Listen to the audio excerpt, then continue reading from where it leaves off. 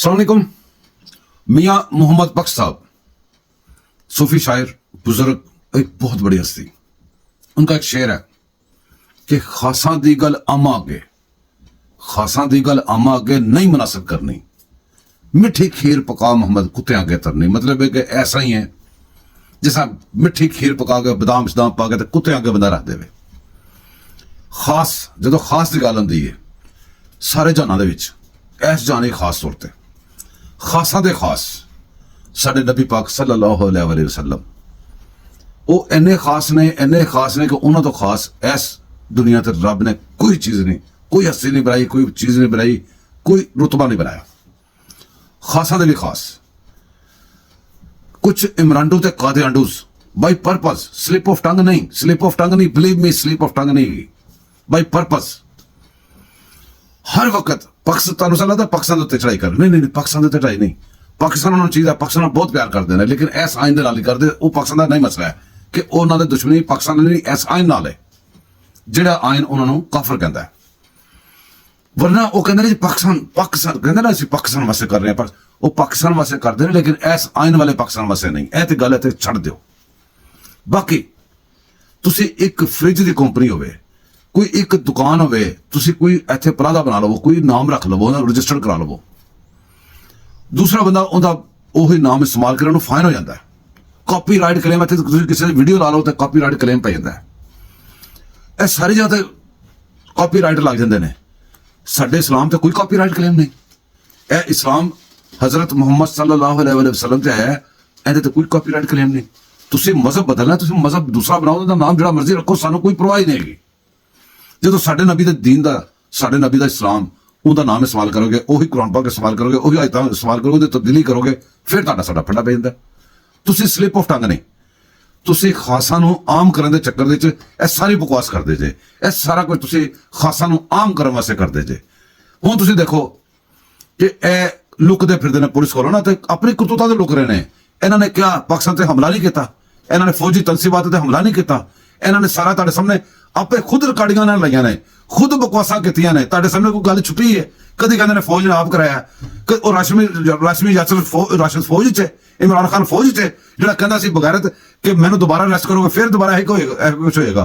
यह फौज च गए ने, वो किहड़े किहड़े कामां च पे ने। हुण कहंदे ने जे छुपदे फिरने आ पुलिस तो, ते अल्लाह माफ करे, अल्लाह माफ करे कि वो वाला की दिता कि जी रसूले पाक हज़रत अबू बकर सिद्दीक दे नाल गार दे छुपे सी।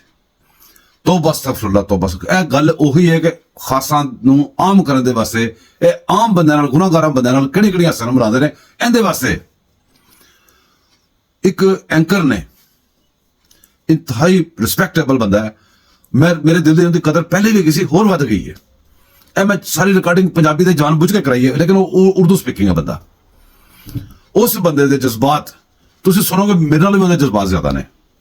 मैं चाहांगा खामोशी नाल चुप करके इन्नी बकवास सुनते जे, सोशल मीडिया ते इन्ना कुछ सुनते जे, खामोश होकर थोड़ी देर वास्ते कम से कम अपनी सलाह वास्ते कह लो या किसी चीज वास्ते कह लो, यार थोड़ी देर वास्ते चुप करके सुनो कि वो बंदा की कह रहा है, उहदे जज्बात की ने, वो की मतलब कि तुहानूं साबित करके की देना चाह रहा है। वो तुहाडा मेरा फर्ज उही बंदा जो वो कर रहा है। ऐ सुनो जरा कि अगर रोपोशी की बात कर रहे हो तो रुगारे हिरा में नबी करीम सल्लल्लाहु अलैहि वसल्लम भी रोपोश थे। इन बेगैरत के बच्चों, इन हरामजादों, इन मलऊन की औलादों, इन इमरान खान की नाजायज औलादों को यह भी तमीज नहीं है कि नबी करीम सल्लल्लाहु अलैहि वसल्लम का मामला और इन बेगैरत के बच्चे पीटीआई वालों का मामला अलग है।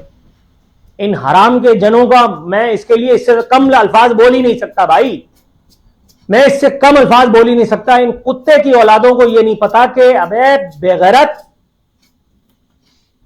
नबी आखिर उस जमा से हमारी शिफात होनी है, इमरान खान से तेरी होनी होगी भाई, मेरी तो नहीं होती। नबी करीम सल्लल्लाहु अलैहि वसल्लम हक की राह में निकल करके, और वो हजरत अबू बकर सिद्दीक के साथ वो जाकर के उस गार में किस लिए, किस तरह से, वो पूरा वाकया और ये वाकया क्या ये सेम है? ये हरामजादे पुलिस से छुपते फिर रहे हैं इसलिए कि इन्होंने पाकिस्तान की कौमी सलामती को उससे छेड़छाड़ करने की कोशिश की अपने आका इमरान खान की चक्कर में। ये शौकत तरीन और ये तैमूर झगड़ा, इन्होंने पाकिस्तान को IMF को खत लिखा कि पाकिस्तान को कर्जा ना दिया जाए, इन्होंने कौमी सलामती के धज्जियां उड़ाई हैं। तो इनके घर में पुलिस मोबाइल नहीं घुसेगी तो मेरे घर में घुसेगी। इन बेगैरत के बच्चों को तमीज नहीं है ये किससे किसका मवाजना करते हैं। इन हरामजादों का बस नहीं चलता, इन यूथियों का, कौम लूत के इन कजन्स का, कि ये इमरान खान को अपनी मां का यार डिक्लेयर कर दे।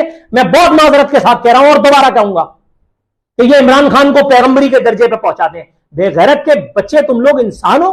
नबी करीम सल्लल्लाहु अलैहि वसल्लम की मिसाल देकर के तू अताउल्लाह एडवोकेट का, साला अताउल्लाह एडवोकेट तुझे 2 वक्त की रोटी देता है, इसलिए तू उसके लिए कुछ भी लिख देगा। मेरे इस क्लिप को यूज करो, यूटिलाइज करो, कैमरा को भेजो, पाकिस्तान की फौज को भेजो, पाकिस्तान के चीफ पॉलिटिशियन उमर अता बंदियाल को भेजो, पाकिस्तान की सुप्रीम कोर्ट को भेजो, पाकिस्तान के किसी भी अच्छे खान को भेजो, और पूरा क्लिप, अगर अपनी मां से पैदा हो, पूरा क्लिप मेरा ये उठा करके भेजना, जहां से मैंने तुम्हारा मैसेज पढ़ा और जहां तक मैंने अपनी पूरी वजाहत की, इसमें तुम्हें गालियां भी मैंने दी। मैं देखता हूं कौन मेरा क्या बिगाड़ लेता है। बेगैरत तुम लोग, हलाल का निवाला तुम्हारे मुंह में कभी नहीं गया।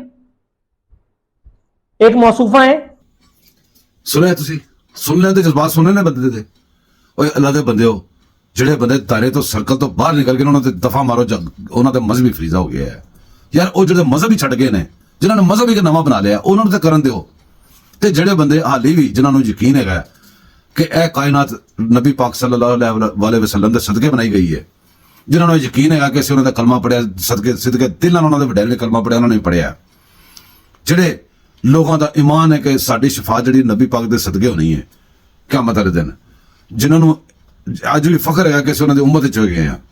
ਉਹ ਖੁਦਾ ਦਾ ਨਾਂ ਜੇ ਤੁਹਾਡਾ ਬੇੜਾ ਤਰਜਾ ਕੀ ਹੋ ਗਿਆ ਤੁਹਾਨੂੰ ਯਾਰ? ਤੁਸੀਂ ਕਿਸ ਚੱਕਰ ਹੀ ਪੈ ਗਏ ਜੇ? ਉਹ ਤੁਹਾਨੂੰ ਪੁੱਛਣਾ ਨਾ ਕੀਤਾ ਕੀ ਤੁਸੀਂ ਉਹ ਦੱਸ ਜੋਗੇ ਨਹੀਂ ਹੈਗੇ। ਤੁਸੀਂ ਮੀਡੀਆ ਟੂਲ ਤੁਹਾਡੇ ਦਿਮਾਗਾਂ ਹੀ ਵੜ ਕੇ ਯਾਰ ਤੁਹਾਨੂੰ ਕੀ ਹੋ ਗਿਆ? ਤੁਸੀਂ ਕਿਹੜੇ ਪਾਸੇ ਪੈ ਗਏ ਯਾਰ? ਤੁਸੀਂ ਨਾ ਦੀਨ ਦੇ ਰਹੇ, ਨਾ ਦੁਨੀਆ ਦੇ ਰਹੇ, ਨਾ ਕਿਸੇ ਜਗ੍ਹਾ ਦੇ ਰਹੇ ਯਾਰ। ਐਸ ਮੂੰਹ ਨਾਲ, ਇਹਨਾਂ ਗੱਲਾਂ ਨਾਲ ਤੁਸੀਂ ਜੋ ਮਰਜ਼ੀ ਲਾਜਿਕ ਦੇ ਲਓ, ਲਾਜਿਕ ਨਹੀਂ ਜੇ ਕੋਈ ਬੰਦੇ, ਕੋਈ ਲਾਜਿਕ ਨਹੀਂ ਜੇ ਬੰਦੀ। ਜਾਓਗੇ ਜਦੋਂ ਰੱਬ ਦੇ ਸਾਹਮਣੇ ਕੀ ਦੱਸੋਗੇ ਕਿ ਅਸੀਂ ਮੁੱਕਰ ਗਏ ਸਾਂ, ਅਸੀਂ ਨਬੀ ਪਾਕ ਨੂੰ ਇਹਨਾਂ ਦੇ ਨਾਲ ਮਿਲਾਤਾ ਸੀ, ਅਸੀਂ ਨਬੀ ਪਾਕ ਦੇ ਹਵਾਲੇ ਇਹਨਾਂ ਕੰਜਰਾਂ ਵਾਸਤੇ ਦਿੱਤੇ ਸੀ, ਕੀ ਦੱਸੋਗੇ? ਓਏ ਉਹ ਜਿਹੜੇ ਹਵਾਲੇ ਦੇਣ ਵਾਲੇ ਹੋ, ਉਹ ਡੁੱਬ ਕੇ ਮਰ ਜਾ, ਲੱਖ ਦੀ ਲਾਨਤ ਜੇ ਤੁਹਾਡੇ ਤੇ ਬਗੈਰ ਤੋਂ।